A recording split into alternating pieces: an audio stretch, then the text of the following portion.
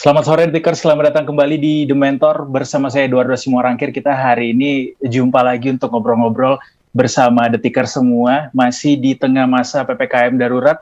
Semangat untuk semua kalian yang saat ini sedang menyaksikan.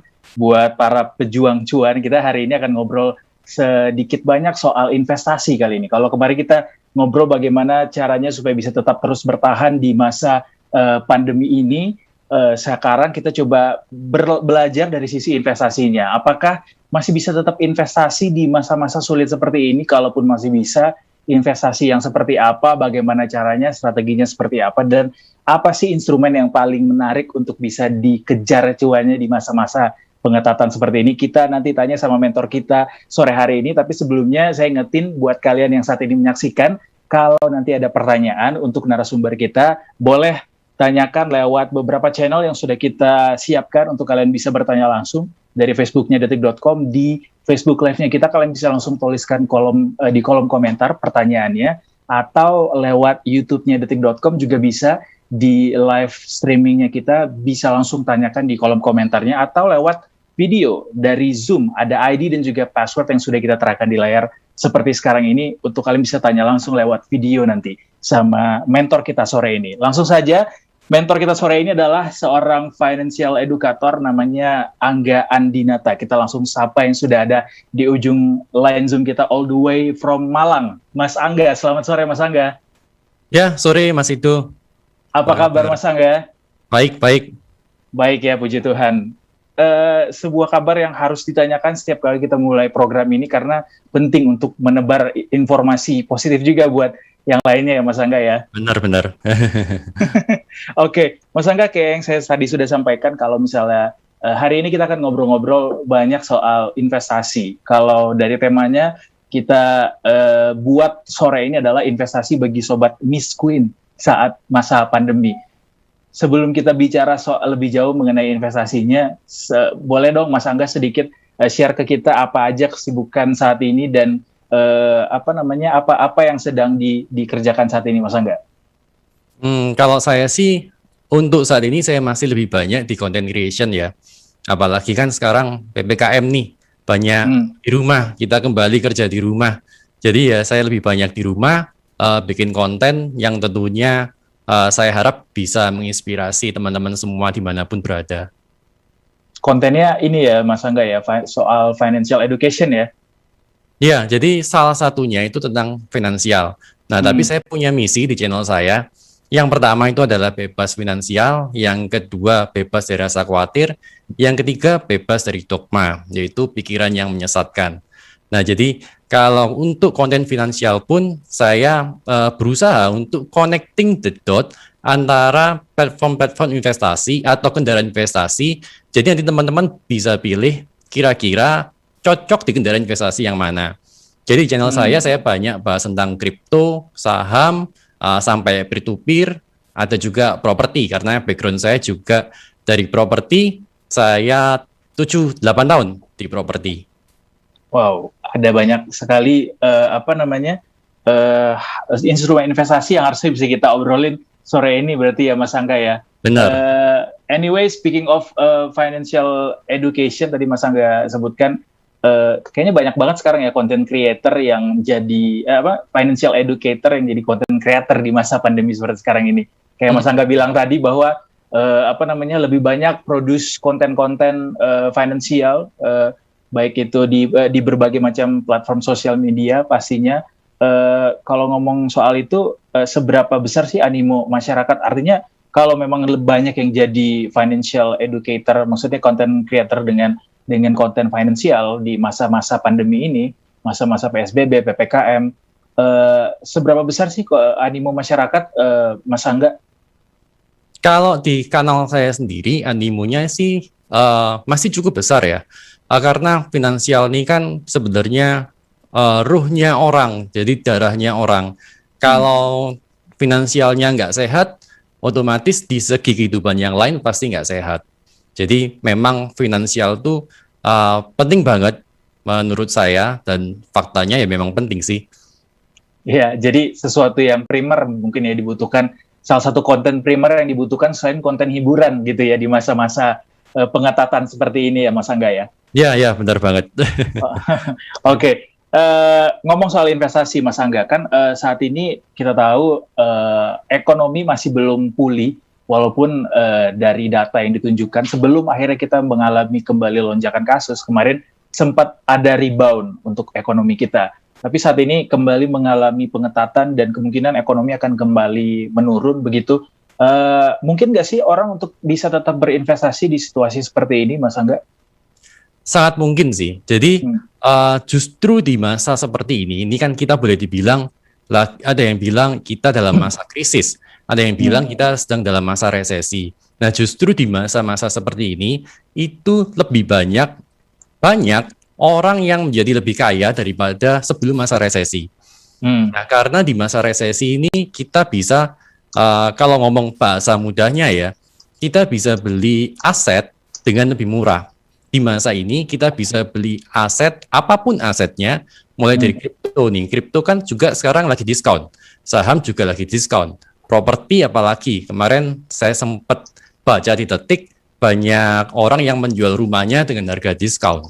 Nah justru di posisi seperti ini, di saat seperti ini adalah kesempatan kita kalau kita mau masuk di investasi. Nah tapi tentu kita harus pilih investasi yang kita tahu. Jadi kita tahu cara kerjanya, kita tahu aset properti itu seperti apa, aset kripto seperti apa. Jadi kita bisa mengambil keuntungan dari situasi ini. Bahkan kemarin atau barusan ya saya baca di Detik juga, jadi berdasarkan penelitian dari Credit Suisse, di masa pandemi ini, di masa krisis ini justru ada lebih banyak lagi orang kaya. Malah naik 70% year on year. Jadi orang kaya di masa pandemi lebih banyak bertumbuh 70% dalam setahun terakhir. Nah ini kan sesuatu yang luar biasa dan kalau bisa kita belajar dari situ. Baik. Nah, karena apa Mas? Nah karena saat ini kita seperti sedang, kalau komputer kita di reboot ya, ada masa reset. Nah kita harus bisa adaptasi dengan masa seperti ini sehingga kita bisa memanfaatkan keadaan. Baik. Nah, tadi menarik yang disampaikan oleh Mas Angga bahwa justru di masa resesi seperti sekarang ini lebih banyak orang yang jadi lebih kaya begitu. Artinya ada peningkatan ekonomi di situ di masa resesi seperti sekarang ini. Cuma yang jadi pertanyaan adalah, dan juga bagi banyak orang yang justru bisa mengeruk keuntungan lebih banyak itu adalah yang sebelumnya memang sudah punya kekayaan, sudah punya materi. Makanya di riset lainnya menunjukkan bahwa terjadi kesenjangan yang mengalami kenaikan kesenjangan begitu di masa seperti sekarang ini. Makanya saat ini kita coba tanya ke Mas Angga, kalau misalnya untuk sobat Miss Queen nih, Mas Angga, buat mereka yang dananya mungkin pas-pasan, tidak cukup untuk berpikir untuk berinvestasi begitu, padahal mungkin Mas Angga punya formulanya bahwa walaupun uang kita pas-pasan atau mungkin ekonomi kita pas-pasan, tapi masih bisa tetap investasi. Mas Angga punya jurus atau formula terkait itu atau pandangan tersendiri? Jadi kalau ada yang bilang di masa pandemi ini yang menjadi lebih kaya adalah orang yang udah kaya sebelumnya, kalau boleh saya bilang itu adalah dogma ya. Jadi itu cuman alasan aja sih, alasan supaya kita nggak action, alasan memang si A asalnya dari keluarga kaya kok, otomatis di masa pandemi ini dia jadi lebih kaya gitu. Di masa krisis dia bisa beli aset yang nanti mungkin bisa naik harganya setelah krisis gitu. Nah tapi untuk teman-teman nih, karena ini topiknya tentang Sobat Miss Queen ya, tapi menurut saya Miss Queen secara finansial itu boleh, karena miskin secara finansial itu cuma sementara. Miskin secara finansial cuma keadaan ekonomi sementara. Tapi kita nggak boleh miskin mindset. Karena kalau kita miskin mindset, itu selamanya. Itu sih. Nah, jadi kita nggak boleh membatasi diri kita sendiri bahwa meskipun kita dari golongan orang yang nggak kaya atau menengah ke bawah, kemudian kita nggak bisa naik kelas, bukan seperti itu. Tapi kalau kita tahu caranya, tahu formulanya, saya yakin semua orang pasti bisa. Baik. Baik, sepakat sekali sama apa namanya ucapannya Mas Angga bahwa miskin finansial itu cuma sementara, tetapi yang nggak boleh adalah miskin mindset atau miskin mental ya Mas Angga ya, bahwa Yes, benar semuanya sekali. itu bisa kita raih kalau misalnya ada usaha, ada perjuangan di situ, bukan malah jadi excuse yang memvalidasi apa rasa takut kita, begitu ya Mas Angga ya. Yes, that's it. Baiklah.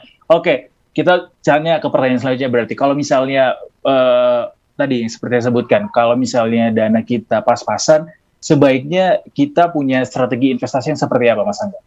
Oke, kalau dana kita pas-pasan ya, ini saya remind lagi dulu waktu saya masih dananya pas-pasan juga gitu. Ya. Nah, jadi waktu saya pas-pasan, saya beli saham. Nah, emiten sahamnya adalah SAYA, saya. Jadi investasi terbaik itu pada diri saya sendiri. Nah, jadi saya mau sampaikan protokol pertama kalau kita mau kaya dari investasi, yang pertama adalah utamakan edukasi. Jadi investasi yang terbaik adalah emiten saya. Yang terbaik dengan modal minim kalau kita mau investasi adalah edukasi. Itu sih. Oke, itu maksudnya berarti kita harus bisa punya banyak apa namanya kasanah kah soal investasi atau seperti apa, Mas Angga? Jadi kita banyak belajar sih. Nah, sekarang kan enak banget nih. Kita bisa belajar dari YouTube, bisa belajar dari Instagram, bisa mungkin beli buku. Kesempatan kita untuk belajar itu besar sekali. Nah, tapi nggak banyak orang yang mau menginvestasikan uangnya untuk beli buku atau mungkin ikut seminar atau mungkin ikut pelatihan. Nggak banyak orang yang mau investasi di situ. Tapi mereka tujuannya investasi untuk cari cuan. Nah, padahal kalau kita utamakan edukasi, pasti kita punya dasarnya kalau kita mau investasi. Oke, berarti investasi orientasinya tidak boleh untuk kayak instan ya Mas Angga ya, tapi buat masa depan, which is kita harus pupuk edukasi yang kita punya soal investasi ini sehingga nanti investasinya bisa berjalan dengan baik, begitu ya? Betul, betul, seperti itu. Nah, jadi saya juga mau bagikan tadi protokol yang pertama kan kita harus utamakan edukasi nih. Nah, yang kedua pesan dari saya, kita harus mengubah habit kita. Jadi dari yang dulunya spender, dulunya suka buang uang, belanja untuk hal-hal yang nggak penting, sekarang menjadi saver, menjadi orang yang menabung, menyisihkan sebagian uangnya untuk investasi, utamanya balik lagi di protokol yang pertama tadi, untuk investasi pada diri sendiri dulu. Baik, jadi jangan sampai salah ya Detikers ya, kalau mau investasi harus belajar dulu dengan sebaik mungkin, mungkin apapun produk investasi yang ingin dimiliki begitu, baru bisa terjun ke situ. Jangan malah hanya ikut-ikutan ya Mas Angga ya. Nantinya jadi FOMO gitu. Nantinya jadi pasti FOMO. Jadi cut loss gitu. Bahaya. Tapi kalau investasi ini kerap kali sulit dibedakan mungkin sama Detikers. Investor dan trader itu kan berbeda ya Mas Angga ya? Beda. Apakah sobat Miss Queen juga bisa jadi trader atau nggak usah jadi trader deh, mendingan investasi aja gitu? Kalau saya kebetulan jujur saya bukan trader. Nah, trader itu kan berdagang. Jadi kita beli aset, terus kemudian mungkin kalau saham ataupun forex dan yang lainnya bisa mungkin, kalau saham mungkin besok dijual atau mungkin nanti sore dijual untuk keuntungan. Kalau saya pribadi saya bukan trader karena saya punya banyak kesibukan. Saya nggak mungkin menganalisa satu persatu, istilahnya jaga lilin. Saya nggak punya waktu untuk itu. Nah, tapi saya investasi. Nah, kalau menurut saya pribadi nih ya. Kalau menurut saya pribadi, teman-teman banyak terjebak dalam pemikiran investasi itu kita melakukan trade. Padahal investasi dan trade itu beda. Justru kita harus punya kendaraan finansial yang baik dulu. Kalau mau kita kaya dari investasi ya, kita harus punya kendaraan finansial yang baik dulu. Nah, maksudnya apa? Kendaraan finansial yang baik itu entah mungkin dari gaji kah, sumber income kita, atau mungkin dari penghasilan lain-lain, atau mungkin bisa dari jualan produk, punya bisnis, punya pabrik, jual franchise, jadi banyak. Nah, yang penting itu harus punya kendaraan finansial itu dulu. Harus punya income-nya dulu.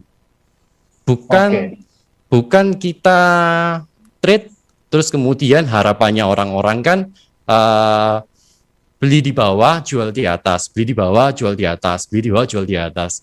Dan nanti kemudian akhirnya bisa jadi kaya dari trade gitu. Nah, padahal itu menurut saya itu adalah impiannya para sobat trader yang kecil kemungkinan terjadi untuk kita, apalagi kita nggak punya skillnya gitu, apalagi dananya pas-pasan.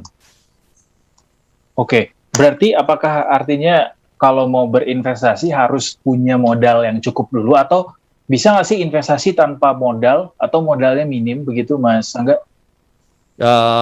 Kalau modal minim bisa dengan modal minim. Nah, tapi tujuan investasi di modal minim, kalau saya ingat saya dulu ya, saya nggak cari profit, saya nggak cari cuan kalau saya punya modal minim. Tapi saya cari tahu polanya. Jadi saya cari tahu polanya kripto ini seperti apa sih, polanya saham ini seperti apa sih, supaya pada saat saya punya rezeki tambahan nih, terus kemudian saya mau top up lagi, saya sudah tahu polanya. Nah, jadi modal kecil untuk kita, that's no problem, tapi kita tujuannya bukan cari cuan, tapi untuk belajar tahu pola. Baik, kalau udah paham polanya, mudah-mudahan bisa ya Mas Angga ya, lancar-lancar ya. Nah, kalau dengan modal kecil kita bisa profit, dengan modal gede kan kita bisa profit lebih banyak. Yang penting kan tahu polanya. Baik, nah kalau bicara soal instrumen investasi nih Mas Angga, kalau kita udah punya duitnya, udah punya edukasinya, udah punya modal edukasinya begitu, di saat masa-masa krisis seperti ini atau pandemi seperti sekarang ini, apa sih mungkin yang bisa jadi pertimbangan buat The Tickers di sini yang lagi nonton, investasi apa yang menjanjikan, Mas Angga? Yang menjanjikan, kalau investasi yang menjanjikan. Nah, kalau saya ditanya, mungkin ada member saya atau mungkin audiens saya bertanya, investasi yang bagus apa ya? Nah, saya nggak bisa bilang investasi yang bagus itu apa, karena untuk setiap orang itu beda-beda. Kalau kita paham tentang kripto, ya otomatis investasi kripto itu bagus. Kalau kita paham tentang saham, otomatis investasi saham itu bagus. Kalau kita tahu tentang properti, otomatis investasi properti itu bagus. Tapi jangan sampai kita ikut-ikutan investasi saham atau kripto karena FOMO, karena ada content creator lain yang bilang, oh di kripto itu bagus, bisa seperti ini dan seperti itu gitu. Nah, tapi yang paling penting kita harus tahu dulu. Jadi kembali lagi yang pertama, kita harus edukasi diri sendiri dulu, tahu polanya dulu. Jadi kalau kita tahu polanya, kita bisa tahu investasi ini cocok nggak buat saya gitu. Karena cocok buat saya, belum tentu cocok buat Mas itu. Cocok buat saya, belum tentu cocok buat orang lain. Nah, jadi kita belajar aja, kripto itu polanya seperti apa, rule-nya seperti apa, rule of the game-nya seperti apa. Ada yang bilang kan ada yang bilang nih di pasar saham atau kripto itu kan dalam tanda kutip nih, katanya kan seperti kasino nih. Oke lah kalau kita bilang itu seperti kasino. Jadi kalau memang itu kasino, kita harus tahu dong rule of the game-nya, the kasino itu seperti apa gitu. Kalau boleh dibilang seperti itu sih gitu. Baik, berarti nggak boleh dipukul rata ya, yang namanya produk investasi itu istilahnya tuh gembok dan kuncinya beda-beda buat setiap orang ya Mas Angga ya, jadi nggak bisa disamaratakan. Betul sekali. Oke. Mari kita bicara dan bedah satu persatu mengenai produk investasi ini berarti Mas Angga, mulai dari misalnya saham. Untuk mereka yang ingin berinvestasi di instrumen saham begitu di pasar modal, profil risiko seperti apa yang mereka harus miliki kalau memang mereka mau terjun ke pasar modal di masa PPKM darurat seperti sekarang ini, di masa pandemi seperti sekarang ini? Kalau resikonya yang pasti nilai saham turun. Nah, tapi kalau untuk saham Indonesia kan kita sudah diregulasi nih, ada OJK, ada Bapepti. Kalau sampai nilai sahamnya itu hilang 100%, menurut saya enggak. Nah, tapi kemungkinan besar resikonya ya sementara mungkin cut loss ya, itu aja sih. Atau nilai investasinya berkurang. Kalau untuk saham itu. Nah, Oke, tapi berarti untuk meminimalkan risiko itu, kita lebih baik punya time frame yang lebih panjang. Karena balik lagi, kalau kita misalkan hold asetnya dalam jangka waktu harian atau 1-2 minggu ya, berarti kita bukan investor dong. Kita cuma trader aja gitu. Tapi kalau kita punya time frame yang lebih panjang, harapannya resiko ini bisa lebih diminimalkan. Oke, tapi bisa dibilang nggak sih ini adalah saat yang tepat untuk kita bisa terjun investasi di pasar modal saat ini di tengah masa krisis seperti sekarang ini, masa nggak? Bisa sih, harapannya kita bisa balik seperti di pertengahan 2020 lalu. Nah, tapi IHSG kan sementara harganya masih bertahan. Betul, betul, betul. Jadi kalaupun mau masuk jangka panjang ya tadi seperti Mas Angga Long term katakan sih. ya, long term ya. Walaupun juga investasi orientasinya nggak boleh kayak instan ya, Mas Angga ya. Nggak bisa sih kayak instan. Nggak bisa. Oke. Nah, untuk selanjutnya yang juga tidak kalah menarik adalah investasi di emas. Untuk emas ini seperti apa profil risiko yang tepat untuk kita bisa punya untuk bisa memulai investasi di emas di masa pandemi seperti sekarang ini gimana, Mas Angga?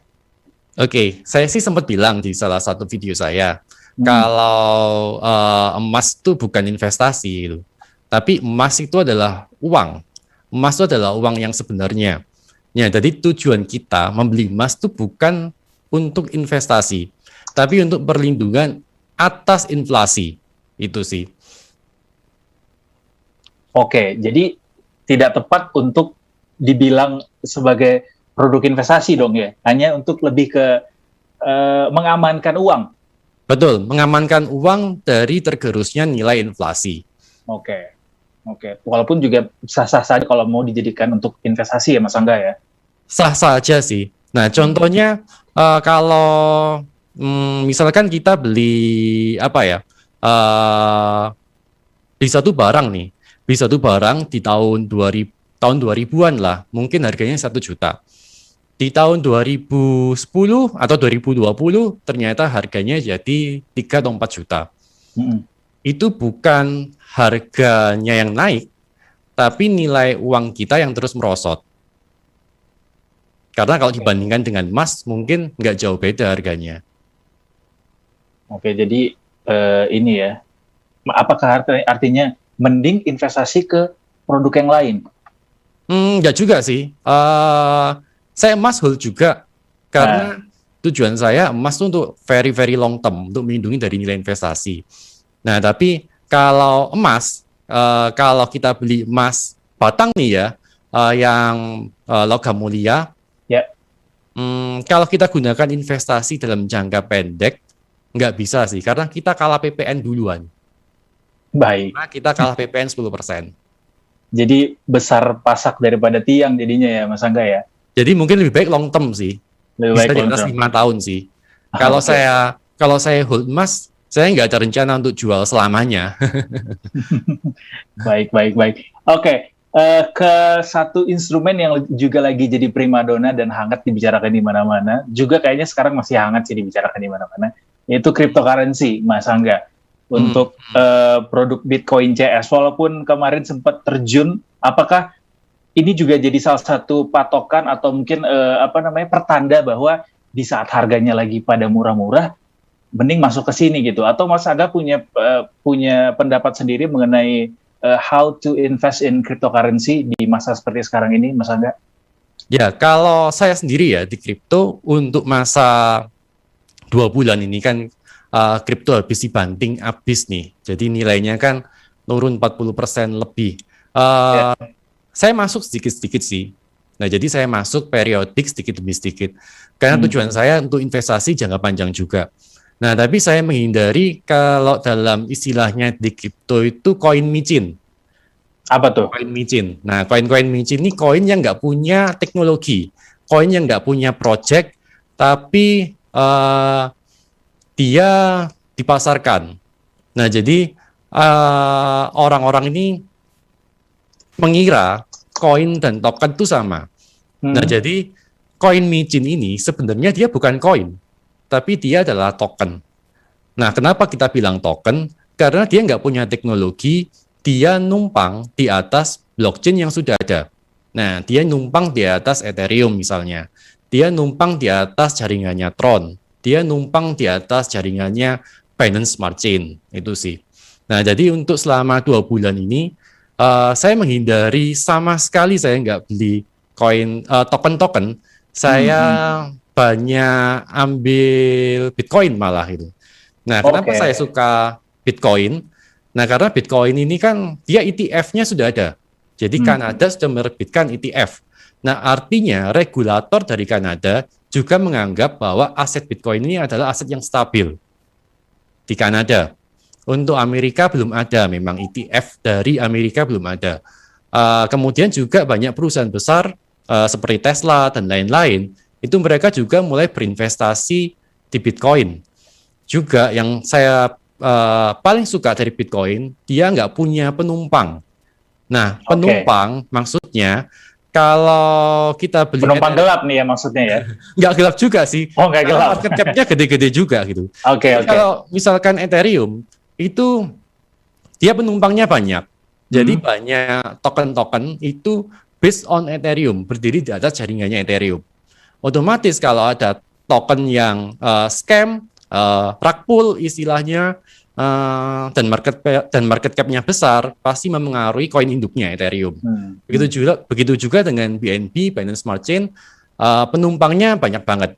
Nah, khusus untuk Bitcoin, dia nggak ada penumpang sama sekali. Harganya nggak ditentukan oleh koin lain gitu.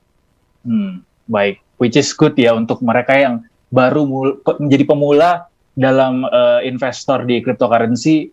Baik untuk memiliki mungkin di awal perjalanan investasinya dalam memilih Bitcoin karena faktor tadi ya Mas Angga.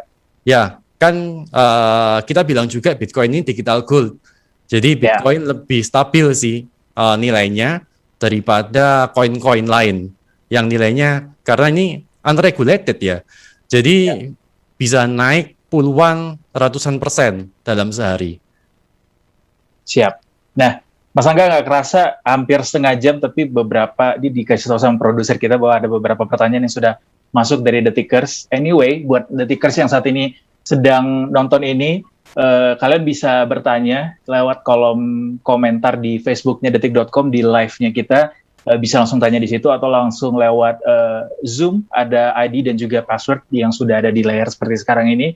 Bisa kalian masukkan untuk bisa langsung tanya lewat video atau dari YouTube. Live streamingnya detik.com, di situ juga bisa langsung komentar. Kita coba ke Facebook, ada beberapa komentar yang sudah masuk. Kita lihat satu persatu.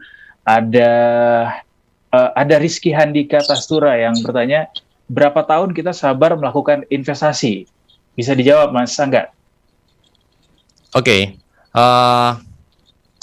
Jadi kalau jawaban dari Mas Angga, kita boleh hold pertanyaan jawaban itu dulu karena sudah ada penanya dari Zoom yang sudah ready, katanya dari Erit Santoro. Selamat sore Mas Erit. Oke. Sore.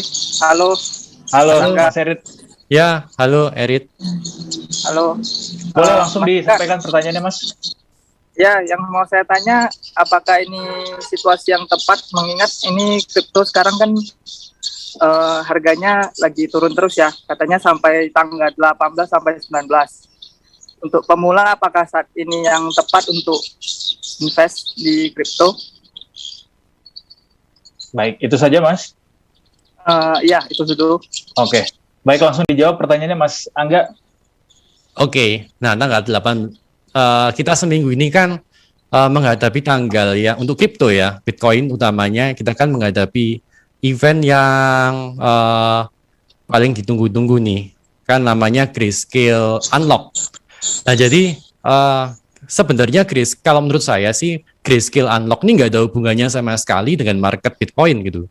Karena Grayscale itu sebuah perusahaan yang menerbitkan saham, tapi sahamnya di backup oleh Bitcoin dan Bitcoinnya dari cold wallet. Nah, yang diperdagangkan adalah sahamnya. Bitcoinnya nggak kemana-mana, Bitcoinnya tetap di cold wallet.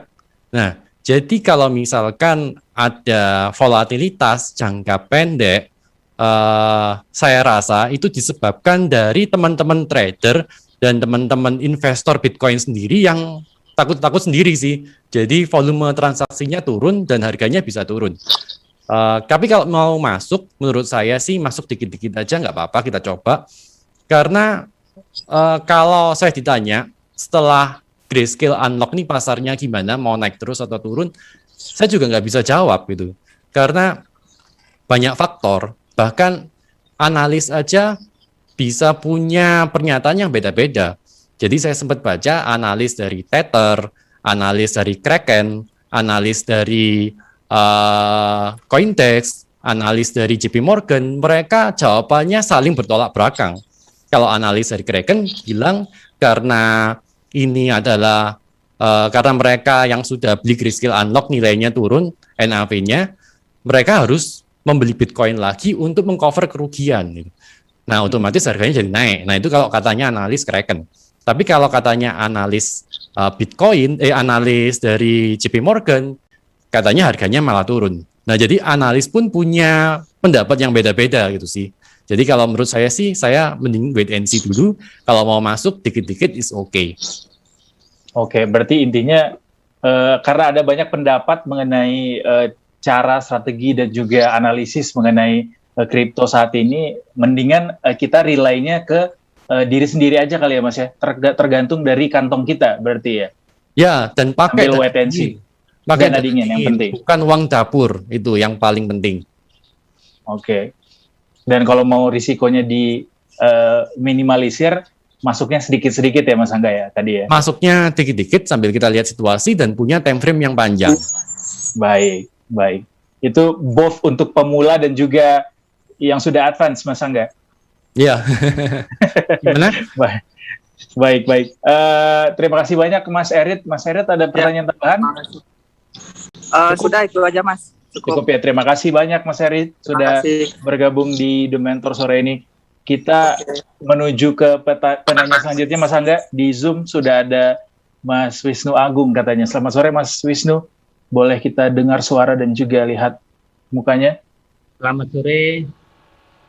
Ya, saya Wisnu dari Surabaya, Mas Angga.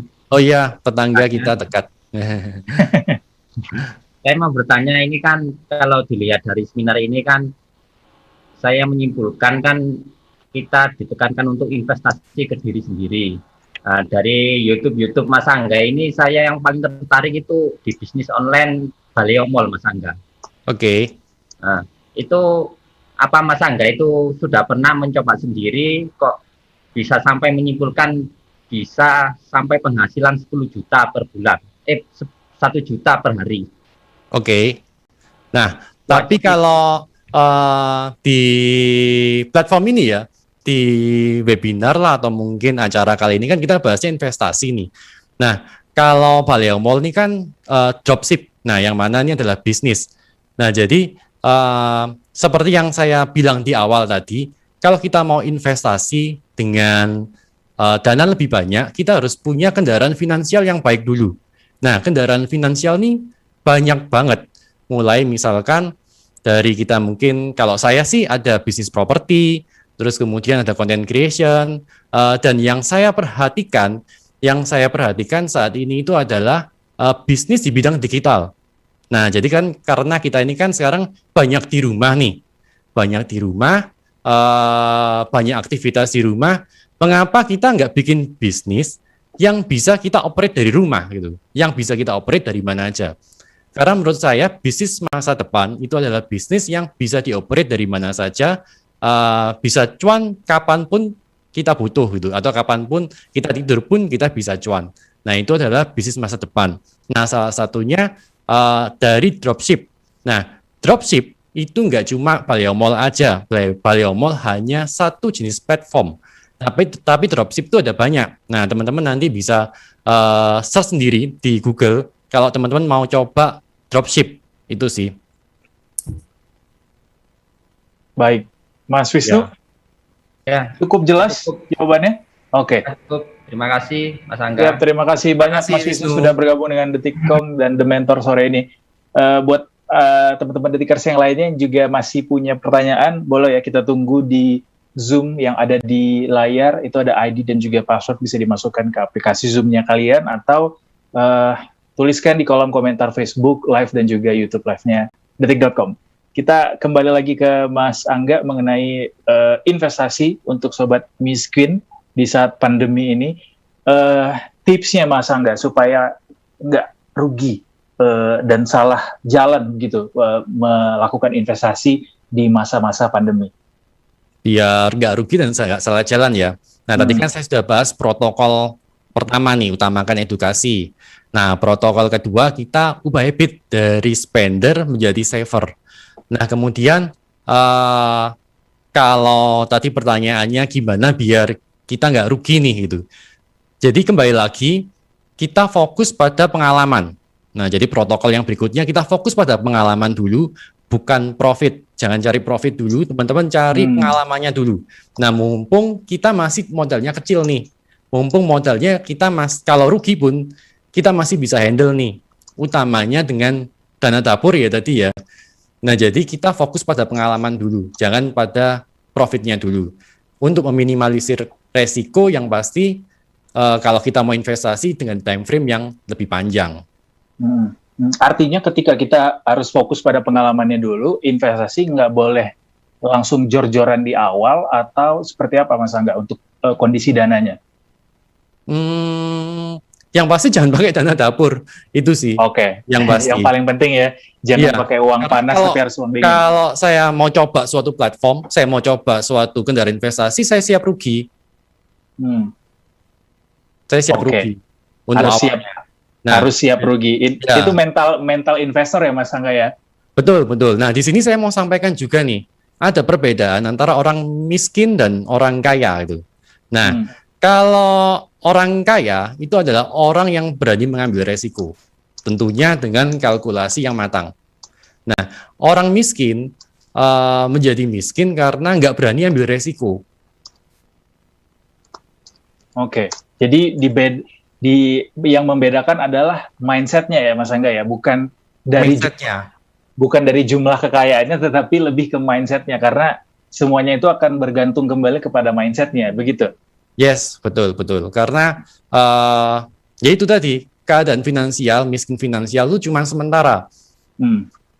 Oke, ini mungkin juga jadi jawaban untuk, ini ada pertanyaan juga Mas Angga, suara-suara dari para sangkuters, orang-orang yang udah keburu investasi terus tapi nyangkut karena keburu anjlok duluan begitu. Buat mereka yang saat ini berada dalam kondisi seperti itu, what they need to do, Mas Angga? Ya kalau untuk yang sangkut terus terang kita semua yang bermain di kripto sangkut semua, otomatis sih pasti sangkut semua. Nah, kalau nggak sangkut pasti cut loss itu. Jadi pilihannya antara sangkut atau cut loss. Nah, cuman ada satu strategi namanya dollar cost averaging. Nah, di mana kita masuk sedikit-sedikit di pasar yang lagi downtrend ini. Nah, kita nggak tahu downtrendnya sampai kapan, bearish-nya kita nggak tahu sampai kapan. Nah, dengan melakukan dollar cost averaging ini, harapannya kita nggak sampai rugi terlalu banyak, itu sih. Oke, karena kan suatu hari nanti aset ini kan pasti akan naik lagi. Nggak mungkin sih selamanya bearish, itu nggak mungkin. Juga kalau kita pakai dana dingin, bukan uang dapur, ya kenapa kita harus peduli gitu. Justru ini kesempatan yang bagus untuk kita masuk lagi. Baik, jadi embrace saja ya Mas Angga ya, walaupun kondisinya lagi kayak gini, just deal with it, gitu ya Mas Angga ya. Dan sangkuters yang berteriak dan menangis nih, saya yakin mereka nggak pakai uang dingin, itu masalahnya. itu yang jadi problem ya, dan itu sejak awal sudah disampaikan jangan pernah pakai uang panas ya Mas Angga ya. Ya, apalagi uang dapur, uang buat nikah, uang buat beli rumah, uang buat kuliah gitu, wah jangan. Baik, jangan sampai ya, jauh-jauh ya dari semua penonton Detikers di sini yang lagi nonton, semoga jauh-jauh dari model seperti itu. Yes, betul. Oke, nah ini juga jadi pertanyaan selanjutnya Mas Angga. Kalau kita sudah mulai investasi ini kan artinya ada alokasi yang disisihkan dari alokasi lainnya begitu. Cara mengaturnya supaya net balance-nya kita tuh tetap terjaga keuangan kita tetap terjaga, berapa sih porsi yang baik, yang benar dari kantong kita diambil untuk investasi dan tidak mengganggu keuangan yang lain ya, Mas Angga? Wah, kalau ini sih personal banget ya, karena tiap orang beda-beda. Mungkin antara saya dan Mas itu atau yang lainnya beda-beda karena mungkin dari sisi penghasilannya beda.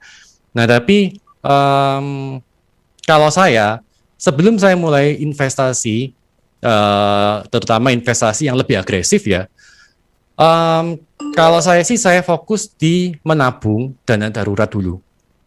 Jadi kita menabung dana darurat dulu. Jadi kita taruh di tempat platform investasi yang aman dan liquid.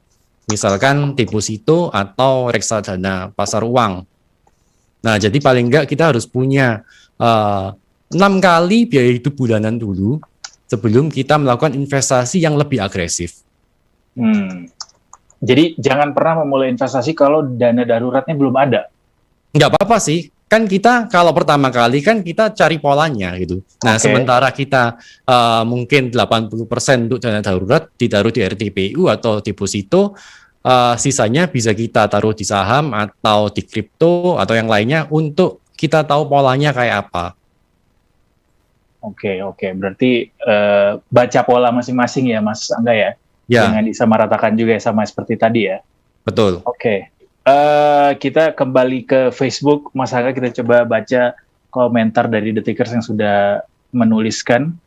Dari Fatur, Mas, saya pernah investasi di Bitcoin, lama-lama tambah ribet dengan persyaratan administrasinya, harus upload inilah itulah yang super sulit untuk diterima dari sistemnya. Akhirnya grup Bitcoin pun bubar dengan sendirinya. Ini agak sedikit curhat dulu di awal, Mas Angga.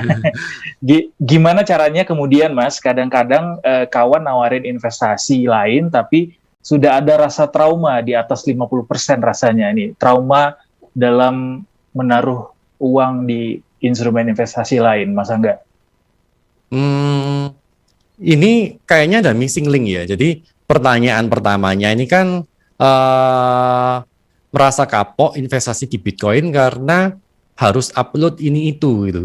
Nah, setahu saya sih kalau kita misalkan kita investasi kripto ya, jadi yang dibicarakan ini kan kripto. Ada yang namanya kan KYC. Di saham pun juga sama, di bank digital pun juga sama.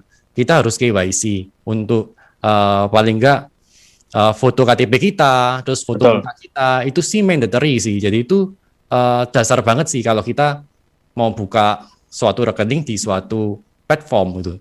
Nah, tapi terus kemudian ada pernyataan kedua yang mengatakan ada teman yang ngajak investasi dan kemudian ada rasa trauma gitu. Nah, jadi saya agak bingung sih di sini antara upload dokumen dan traumanya karena upload dokumen. Trauma karena upload dokumen. Padahal ada traumanya karena dia pernah investasi, terus kemudian dia mau tarik dana nggak bisa dengan alasan ini itu upload dokumen dan lain sebagainya. Basically dia investasi Bitcoin di platform scam gitu. Bisa jadi ya. Ya karena banyak banget.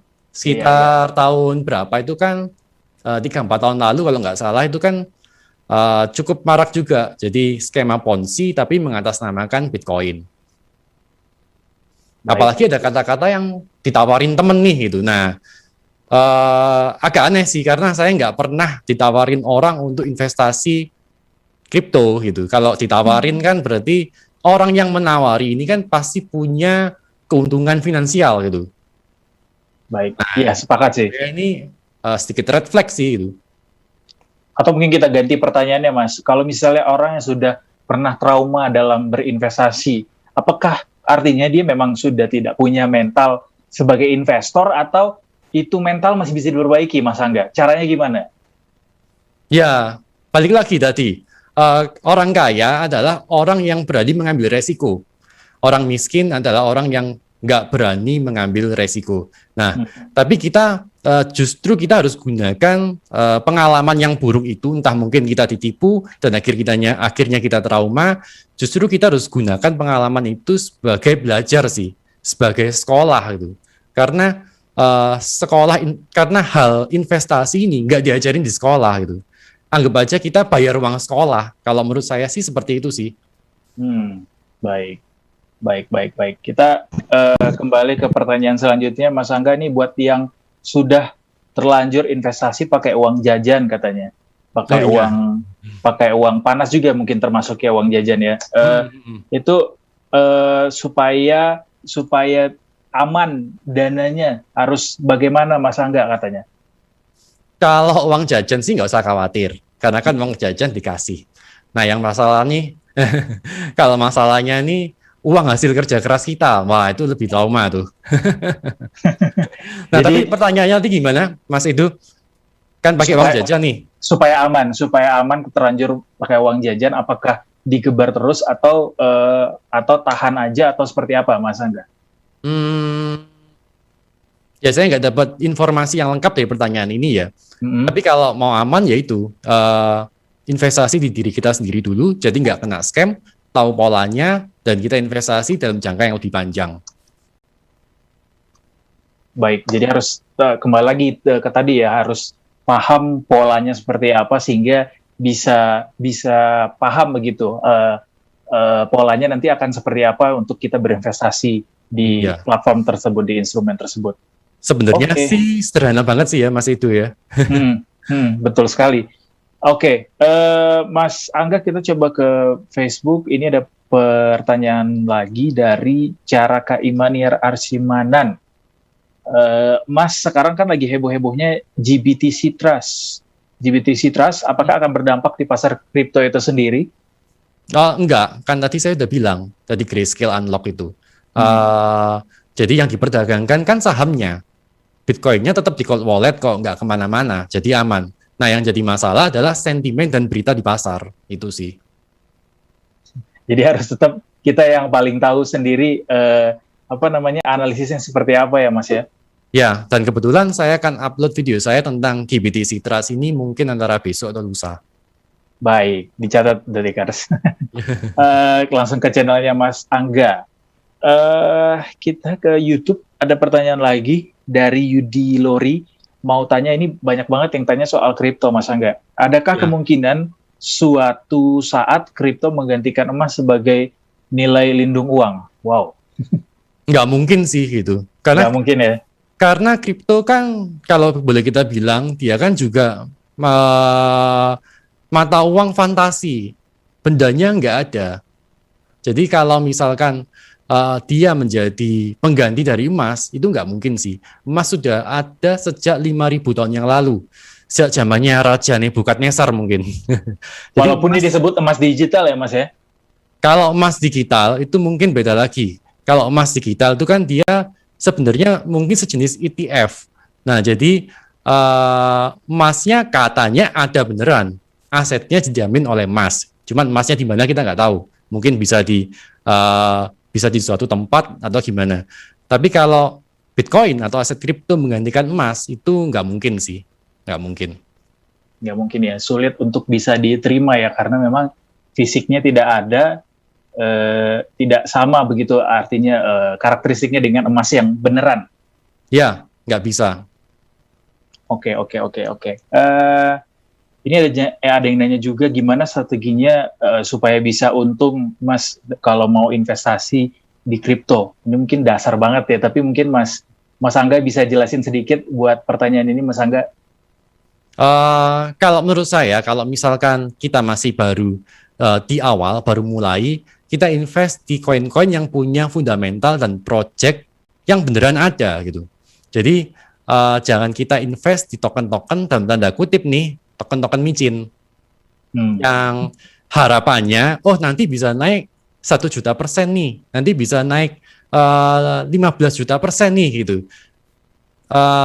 Jangan cari yang begitu dulu sih. Nah, tapi tujuan utama kita dari investasi bukan menjadikan kita kaya dadak, tapi yang pertama adalah mengamankan uang kita dulu.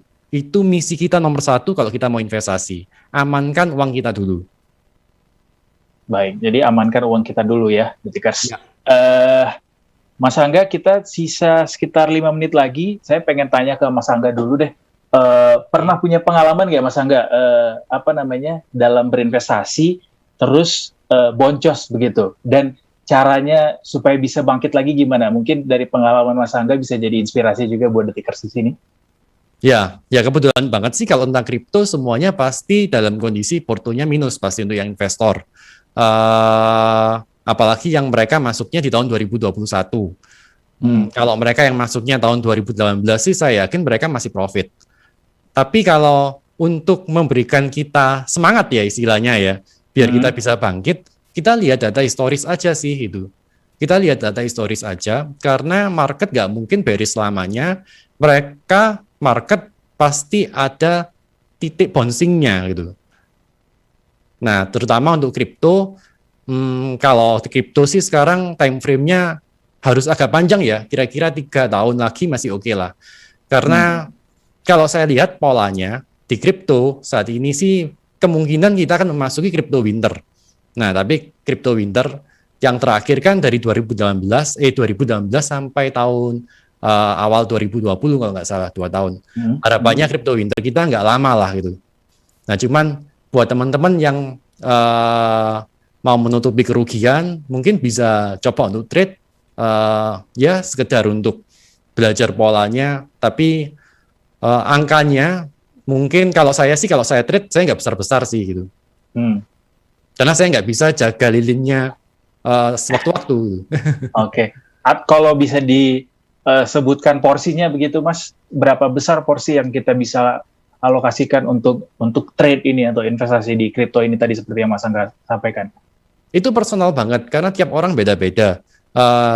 Ada orang yang suka trade, ada orang yang nggak suka trade, ada orang yang dia lebih profit dari trade, ada orang yang memang kerjaannya sehari-hari dia trading. Jadi ini pertanyaan ini mungkin personal banget, nggak bisa kita bikin jadi suatu standar operasional yang pasti gitu.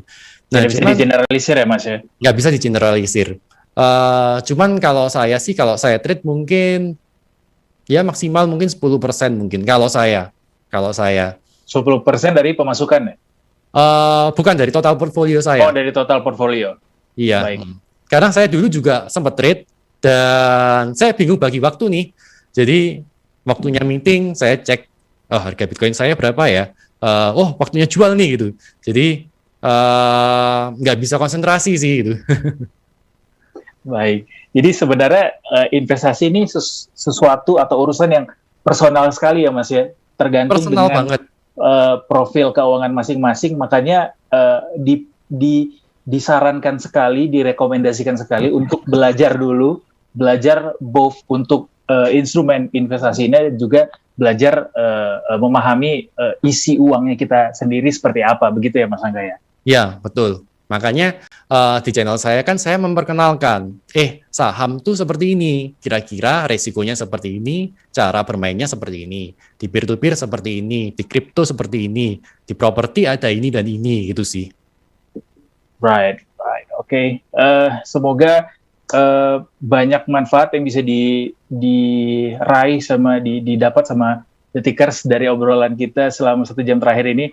Tapi sebelum kita tutup, mungkin Mas Angga boleh share atau mungkin boleh kasih tips buat sobat Miss Queen, buat mereka yang saat ini sedang mendengarkan, apa saja yang mereka boleh lakukan dan jangan lakukan soal investasi di masa pandemi, Mas Angga. Oke, saya sisa waktunya berapa menit nih? Sisa 3 menit lagi, Mas Angga. Waktu 3 menit ya. Oke, saya sampaikan dengan cepat ya. Jadi kan protokol yang pertama tadi utamakan edukasi. Jadi investasi yang terbaik dengan modal minim itu adalah edukasi. Nah, yang kedua kan saya tadi udah bilang, ubah habit dari spender jadi saver. Nah, kemudian di masa pandemi ini utamanya sekarang kita harus eliminasi hutang buruk. Nah, jadi yang ketiga, sebelum kita mulai investasi, kita eliminasi dulu hutang buruk kita, hutang-hutang konsumtif kita. Percuma kalau kita profit 10% per tahun, tapi kita dibungain 30% per tahun. Jadi daripada kita gunakan untuk investasi, udah kita bayar hutang dulu aja. Nah, kemudian kecuali untuk belajar ya, untuk belajar polanya. Kemudian protokol yang berikutnya, yaitu di awal, seperti yang tadi saya sudah bilang, fokus pada pengalaman, bukan fokus pada profit dulu. Fokus pada pengalaman dan fokus pada polanya. Fokus dan belajar tahu polanya masing-masing dalam investasi. Nah, terus kemudian saya tadi sudah sempat sampaikan juga, jadi protokol yang berikutnya kita dahulukan investasi untuk dana darurat dulu dan kita taruh pada tempat investasi atau platform investasi, kendaraan investasi yang aman. Misalnya deposito atau RDPU.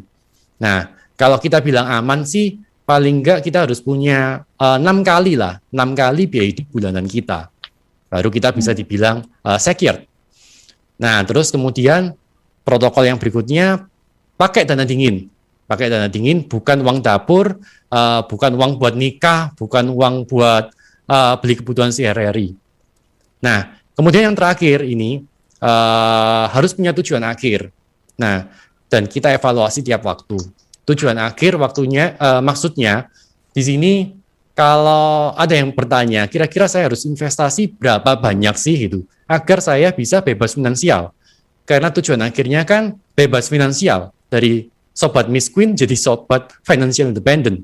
Yes. Kalau kita menurut 4% rule, itu kita harus punya aset investasi 25 kali dari biaya pengeluaran tahunan kita. Nah, jadi misal kalau 1 bulan kita ada pengeluaran 10 juta nih. Nah, kalau 10 juta per tahun kan 120 juta nih. Nah, jadi kita harus punya berapa ya? 120 dikali 25, berarti kita paling enggak harus punya tabungan 3 miliar. 3 miliar. Baru aman. Baru kita bisa dibilang financial freedom gitu. Itu sih. Di umur berapapun meraihnya, Mas? Di umur berapapun sih itu. Nah, tantangannya kan gimana cara meraihnya dengan lebih cepat, itu kan. Exactly. Tantangannya lagi ramai soalnya patok-patokan umur ya Mas Angga ya. Iya. Oke. Yang pasti kalau mau investasi sobat miskin masih bisa di masa pandemi ini, karena yang namanya miskin finansial itu hanya sementara, tadi disampaikan oleh Mas Angga, tapi miskin mindset itu nggak boleh, karena itu yang bisa membawa kita kepada kemerdekaan finansial sesungguhnya tadi. Dan jangan lagi menjadi spender, tapi ubah menjadi saver, dan yang pasti eliminasi habit-habit buruk kita dalam menggunakan uang kita, jadi lebih bijak dalam menggunakan uang kita, dan jangan pakai dana panas atau uang panas untuk investasi. Penting sekali. Baik, terima kasih banyak Mas Angga sudah bergabung dengan The Mentor sore ini. Terima kasih juga buat The Tickers yang sudah bergabung di The Mentor sore ini. Semoga semuanya tetap sehat terus, baik kantong, jiwa, pikiran, rohani, semuanya. Semoga sehat-sehat terus, selalu terapkan protokol kesehatan 5M, ingat pakai masker, jaga jarak, cuci tangan, jauhi kerumunan, dan kurangi mobilitas supaya kita semuanya sehat dan bisa kembali hidup normal. Terima kasih banyak Mas Angga, The Tickers. Terima kasih sama. Saya Eduardo Simorangkir pamit dan undur diri dari hadapan Anda. Saya kembali lagi minggu depan. Kita jumpa lagi minggu depan. Saya pamit.